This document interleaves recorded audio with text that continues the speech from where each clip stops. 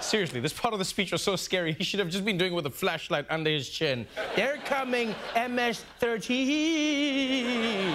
President Donald Trump took on his second State of the Union address on Tuesday, and according to The Daily Show's Trevor Noah, who broadcast live during the event, the main theme of the speech was that we're all going to die. How, you might ask? Mexican style. As we speak, large, organized caravans are on the march to the United States. Ooh, scary. But he wasn't finished. Ruthless coyotes, cartels, drug dealers, human traffickers, and sex traffickers, criminal, illegal aliens, child smuggling. Oh, no. Don't get back to me yet. He's still going. You've got some time. Savage gang, MS-13, 4,000 killings or murders. Sadistic traffickers, very dangerous border. Okay, that's enough out of him. Noah made fun of the way Trump begins every sentence with how great America has become and how hot the economy is, and then came to the conclusion that, all in all, it was one of Trump's tamer speeches, and suggested that there was one thing we could all agree on, and that was that the commander-in-chief had read really well. He's really improved. Like, I don't know if he's ready for a second term, but he's definitely ready for the second grade. Noah was originally scheduled to air a live response to Trump's address on January 29th, the day that the State of the Union was originally slated for. The special was rescheduled following the government shutdown that postponed the speech, which prompted Noah to change the name of his show to State of the Union 2019, uncancelled.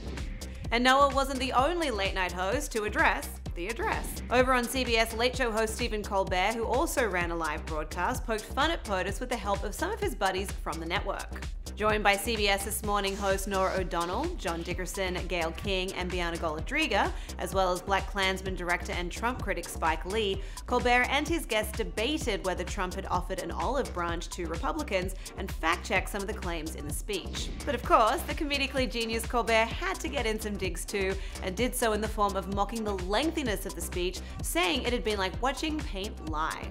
See what he did there? Mostly though, Colbert saved his sarcasm for the president himself.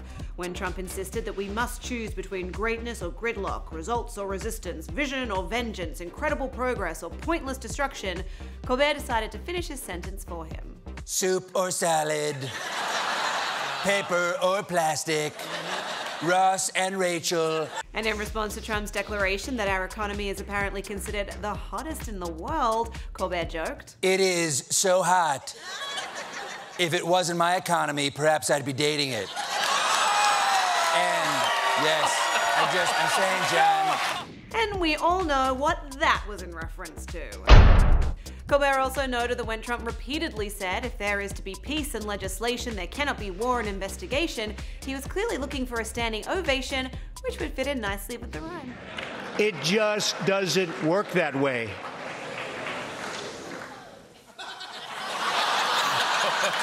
Over on NBC, Tonight Show host Jimmy Fallon also had some wisecracks for the president, even going so far as to don a wig to impersonate him in a cold open sketch.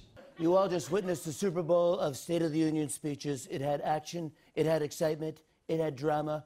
The only thing it was missing was Adam Levine's nipples. The entire sketch took place in a locker room as a throwback to the time Trump engaged in a little harmless locker room talk, with Fallon explaining what the president's priorities are. Over the next year, my #1 priority as president will be to build bridges and then turn them sideways and make them into walls. And the locker room wasn't the only throwback. Anyone remember this? You're gonna make a gif out of me and say I hold things weird. This is a locker room. Give me a squirt bottle, please. Thank you. Still on NBC, late-night host Seth Meyers also ran a live show and used his Closer Look segment to tackle the night's events. Meyers noted that in the days leading up to the speech, Trump kept repeating that the wall he wants between the US and Mexico should have been built earlier than his presidency. Meyers suggested that if anyone should be happy that no one built a wall, it should be Trump.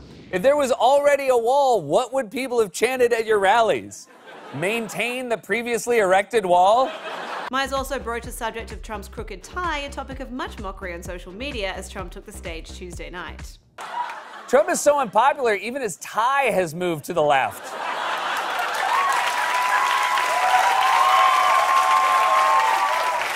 And finally on ABC, Jimmy Kimmel also weighed in on what Trump had to say, and like Colbert, noted that the speech, which he called his second and last State of the Union, was a long one.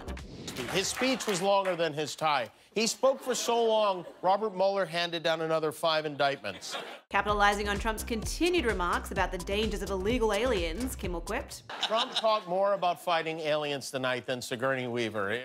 and referencing the fact that the theme of the speech was choosing greatness, Kimmel offered an alternative theory as to what the original theme may have been. He originally was planning to go with Nancy and Chuck, I think you suck, but Melania said, maybe that's not a great way to go. To watch full clips of late-night hosts reacting to Trump's second State of the Union address, head to THR.com. For the Hollywood Reporter News, I'm Lindsay Rodriguez.